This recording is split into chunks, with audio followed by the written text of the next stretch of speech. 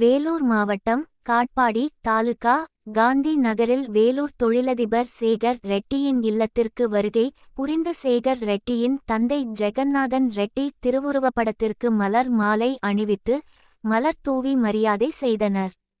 பின்பு செய்தியாளர்களை சந்தித்து தமிழ்நாடு அரசு கேபிள் டிவி நிறுவனத்திற்கு அரசு புதிய செட்டா பாக்ஸுகளை கொள்முதல் செய்து தராததால் அரசு கேபிள் டிவி நலிவடைந்த நிலையில் உள்ளது.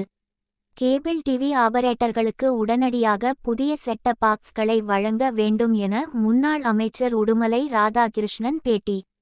வேலூர் மாவட்டம் காட்பாடிக்கு அதிமுக முன்னாள் அமைச்சர் உடுமலை ராதாகிருஷ்ணன் வந்திருந்தார். பின்னர் செய்தியாளர்களிடம் சென்று உடுமலை ராதாகிருஷ்ணன் கூறுகையில், தமிழ்நாடு அரசு கேபிள் டிவி நிறுவனம் 2011ஆம் ஆண்டு மறைந்த முன்னாள் முதலமைச்சர் ஜெயலலிதா ஆட்சியில் துவக்கப்பட்டது. இதன் காரணமாக அதிமுக ஆட்சியில் அதிக அளவில் தொலைக்காட்சிகள் வருவதற்கு அனுமதி வழங்கப்பட்டது. இன்றைக்கு அதிக அளவு தொலைக்காட்சி வருவதற்கான அன்றைய அதிமுக ஆட்சிதான் காரணம். தொலைக்காட்சிகள் சுதந்திரமாக செயல்பட்டதும் அதிமுக ஆட்சியில் தான்.